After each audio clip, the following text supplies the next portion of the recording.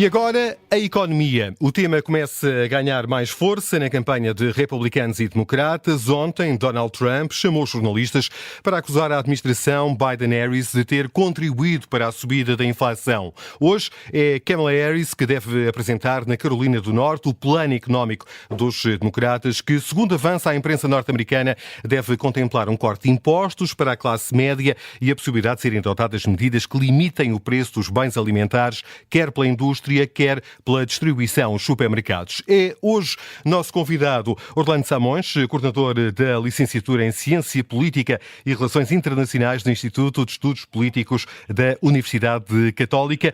Bem-vindo, professor, e obrigado pela sua disponibilidade. Muito obrigado, eu que agradeço. É este um trunfo de campanha para Donald Trump, a economia? Há razões para atacar o que fez a administração democrata? Bom, é bom que, para já, que iniciarmos finalmente com um tema que diz mesmo respeito às pessoas e às suas vidas, e, portanto, temos aqui para já uma elevação do padrão do diálogo que até aqui tem sido muito baseado em ataques muito pessoais, não é, que temos criticados, e da escolha dos candidatos e todo este caos que tem sido um pouco da campanha.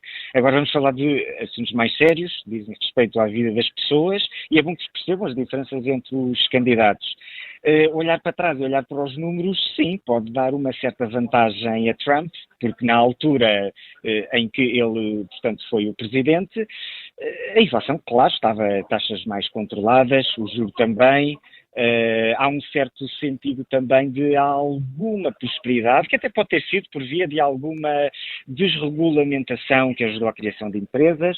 Tudo isso é verdade, mas como sabemos, Trump exagera muito e muitas das medidas só são, muitas vezes, só têm efeito em anos posteriores, e por isso é que alguns efeitos só se sentem no tempo, não é? Uhum. Ele está a tentar jogar isso a seu favor, obviamente que sobre Biden recai, portanto, um registro pior a esse nível, e as soluções agora apontadas pela Kamala Harris também não são as melhores. Aliás, podem-se de facto... Pode-se até notar que alguma da crítica que Trump tem feito, portanto, a ser uma candidata bastante voltada à esquerda, digamos assim, pode ter alguma razão, se ela, de facto, tentar fazer esta dicotomia entre, portanto, os cidadãos americanos trabalhadores e as grandes corporações, as grandes empresas. É uma leitura muito simplista e até, poderíamos quase dizer, algo marxista da história, não é? De uns contra os outros. As grandes farmacêuticas, como ela há pouco tempo disse, ou as grandes empresas da distribuição, que precisariam até da introdução de algumas limitações mesmo a nível de preços. De acordo com a imprensa dos Estados Unidos, a Kamala Harris deve apresentar hoje, precisamente na Carolina do Norte, esse plano económico e que deve passar, é aquilo que também é avançado pela concessão de benefícios fiscais à classe média. É também avançado que a intenção dos democratas impor limites, como referia, ao aumento do preço dos bens alimentares, tanto na indústria como na distribuição dos supermercados. O Washington Post fala numa agenda política populista. É do que se trata? Essa é uma palavra que podemos utilizar nos dois espectros da discussão política. E também há populismo, aqui poderíamos utilizar a expressão de esquerda, ou seja, que prometem alterar aquilo que são as leis económicas, neste caso da oferta e da procura, através ou de subsídio ou através de um travão a preço. Ora, normalmente o efeito disso é o escapar das transações para outros mercados, é a dificuldade que depois as pessoas têm muitas vezes em adquiri-los e que têm que passar ou por mercados paralelos, ou certos bens que deixam de existir. Estes assuntos estão estudados do ponto de vista quase, portanto, técnico, e seria bom que o Partido Democrata, a tentar capturar mais o centro, e como mais moderado que é a muitos níveis, portanto está perante dois candidatos, Trump e Vance, muito radicais em tantos aspectos, pudesse agora também deslocar algum do seu discurso para o centro. Mas vamos ver, o corte aos impostos é bem-vindo, podia servir também de bandeira do outro lado da campanha, porque de facto os americanos estão bastante asfixiados, como, enfim, todo o mundo, infelizmente desenvolvido, está neste momento a pagar enormes impostos. Parece que a fasquia de Kamala Harris também parece bastante até moderada, ela não quer, portanto, ela quer baixar, e está a considerar classe média, pessoas que ganham até 400 mil dólares por ano, o que significa que está aqui a dar uma grande margem, portanto quer incidir mais sobre vulgarmente chamados muito, muito ricos, e isso também, bom, em certa medida é ser centro-esquerda e por si só não seria trágico. Mas é bom que este tema entrou também quando foi agora a entrevista de Trump, e viu-se que em alguns casos, esta entrevista com Elon Musk tenta introduzir o tema da inflação mais vezes que Trump, e de uma maneira muitas vezes a despropósito, e a tentar lhe dar uma espécie de lição de economia, a explicar que tem a ver com a circulação da moeda e com o aumento de velocidade dessa circulação, ou com o despesismo do Estado, a explicar a seguir que é um imposto sobre as pessoas e como tal devemos tentar controlar, mas que deixa Trump sempre um bocadinho contra as cordas de um Elon Musk parece que quer saber mais que ele sobre este assunto e ensiná-lo. E, portanto, dentro da bizarria da conversa que foi, temos este registro de tentar utilizar os argumentos que possa ter em seu favor e que Trump não está a saber agarrar. Até porque isto, infelizmente, quer de um caso, quer noutro, já não temos aquela América que já tivemos, que estava mais imbuída do espírito de um mundo global aberto ao comércio internacional. Quer num caso, quer noutros, temos a tentativa de restringir algum desse comércio através do levantamento de tarifas. Biden fê-lo, como Trump também o fez, anunciando bastante mais, principalmente com importações de certos produtos, por exemplo, da China. Portanto, esta competição, digamos assim, feita só ao nível interno, nunca beneficiou muito os países da sua prosperidade. E os Estados Unidos era conhecido como um país que sempre defendeu, de um modo mais geral, um comércio internacional aberto, livre, regulado por instituições internacionais, e agora é apenas estarmos nesta fase em que se vê algum afastamento destes valores que eram tão americanos, e esperamos que alguma réstia de bom senso ainda se passe, quer de um lado, quer do outro, e não é que isto ainda seja tudo suscetível de, através da discussão elevada, ainda se possam afinar, não é? Alguns destes planos que, quer de um lado, quer do outro, podem não ser os mais benéficos, mas isso depois caberá aos eleitores escolher. Ainda sobre a conferência de imprensa de ontem de Donald Trump, a CNN tem um artigo em que chama a atenção para o facto da fúria do candidato republicano em relação a Kamala Harris estar a alimentar por estes dias a campanha do ex-presidente dos Estados Unidos. É sublinhada a aparente confusão de Trump nos momentos em que atacou o caráter de Kamala, deixando para segundo plano as críticas à gestão económica dos democratas, que era, afinal, o grande objetivo da conferência de imprensa que foi dada esta quinta-feira. Há aqui algum desnorte, em sua opinião, por parte de Donald Trump e da candidatura republicana? Parece-me que sim. Essa pergunta é pertinente e é muito importante. É que ele optou por uma estratégia que, no fundo, não foi assim tão diferente da 2016. Mas as pessoas podem começar também a fartar-se de um discurso sempre demasiado agressivo e que acrescenta muito pouco à discussão estarmos a dizer que as outras pessoas não são tão inteligentes quanto nós ou que não são tão boas quanto nós. Ele repete muitas vezes a ideia de que ela não é inteligente ou que até é incompetente. Não traz ele não está a elevar a discussão. E é aqui que peca, porque ele podia tentar, de facto, criticar as suas políticas, o facto de os problemas da imigração, os problemas da economia, fazê-lo com a elevação que os americanos também merecem. Foi uma estratégia com a qual ele conseguiu vencer em 2016 a Hillary Clinton, pessoa, aliás, que ele foi chamando à colação. Ele já num caso ou noutro, quer da entrevista, quer da conferência de interesse, volta a falar nela. Ou seja, parece que ficou um bocadinho estático, não é? E como ainda acha que, de certa forma, pode ter ganho a eleição de 2020, quando na realidade foi uma eleição acompanhada, quer por republicanos, quer por democratas, os votos foram mais que contados e recontados. Mas, e, portanto, continuar com esta ideia de que ganha sempre, até o torna uma pessoa assim um bocadinho, ele é um bocadinho insólito sobre este aspecto. Porque até tem alguns trunfos e até tem alguma forma de articular as suas políticas, as suas ideias, mas está combativo, está ainda a pensar que está a lidar com Biden.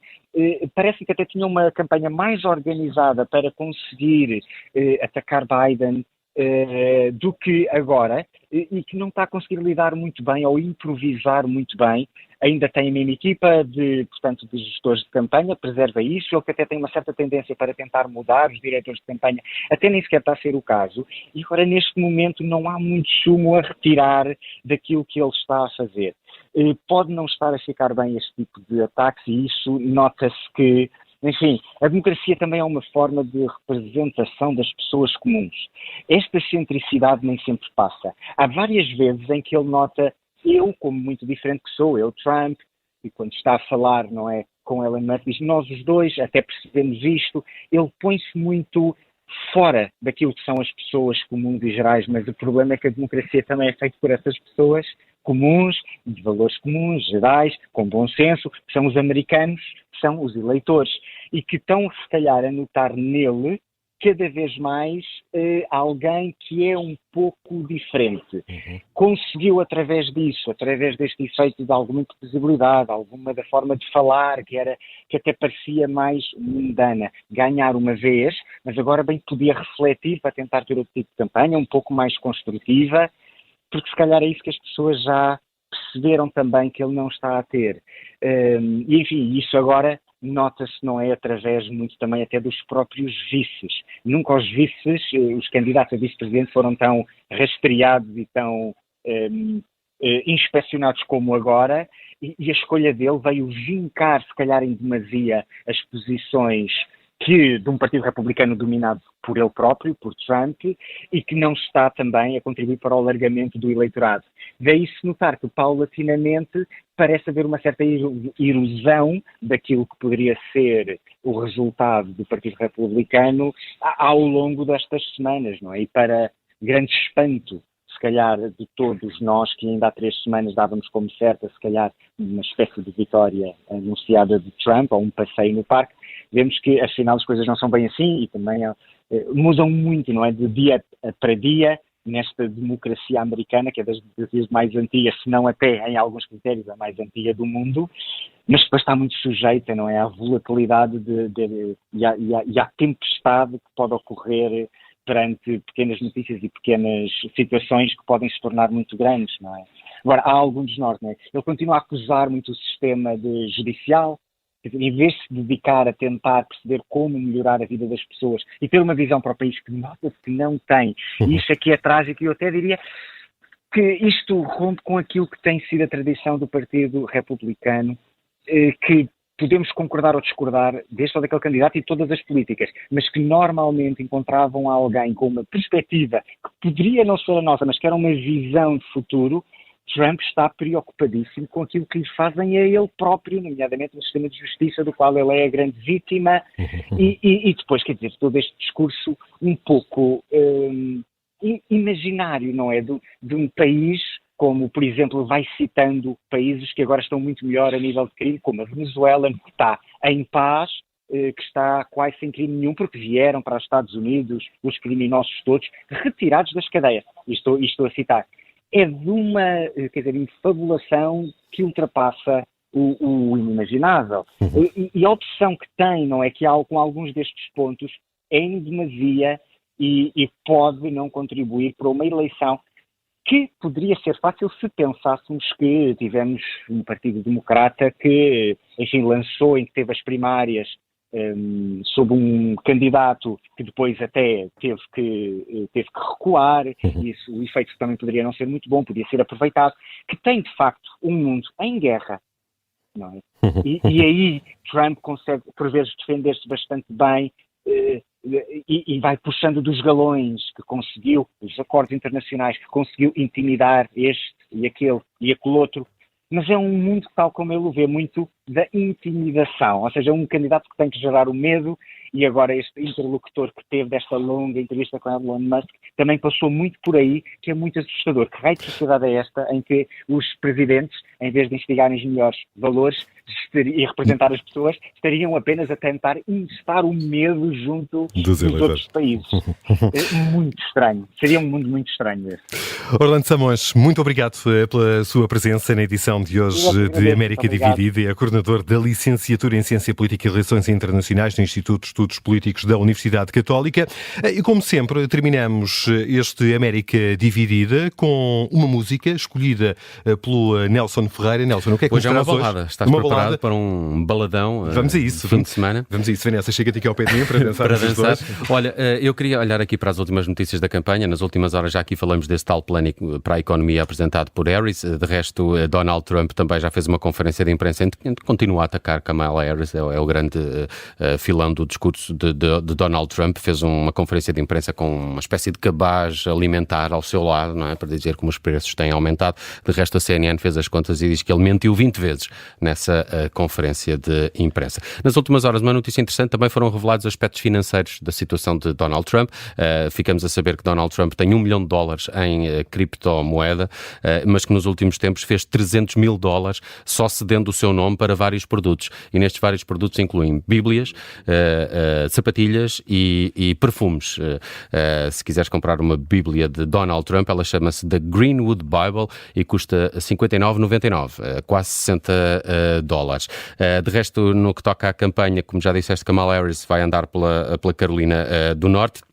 Enquanto que o candidato a vice-presidente por Donald Trump, J.D. Vance, continua a fazer o Rust Belt no Midwest, os chamados estados da ferrugem do interior da América durante os próximos tempos. Há aqui uma novidade também, que há já um debate agendado entre candidatos a vice-presidentes.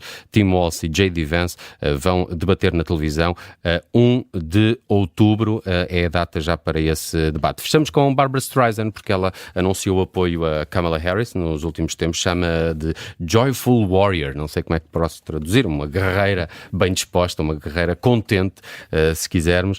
Foi durante uma iniciativa chamada Jewish Woman for Kamala, em que Barbra Streisand declarou o seu apoio, aproveitou para criticar Donald Trump e J.D. Vance, dizendo que eles pensam apenas neles próprios e não admite as críticas às mulheres que têm sido feitas pela candidatura republicana. Aí está mais um apoio de peso, esta de uma EGOT. Sabes o que é um EGOT? Não. É um artista que ganhou um Emmy, um Grammy, um Oscar e um Tony. Há poucos artistas que o conseguiram, a Barbra Streisand é uma delas, e aqui fica então o Woman in Love para fechar o América Dividida de hoje, que vai de fim de semana. Bom fim de semana. Bom fim de semana, Nelson.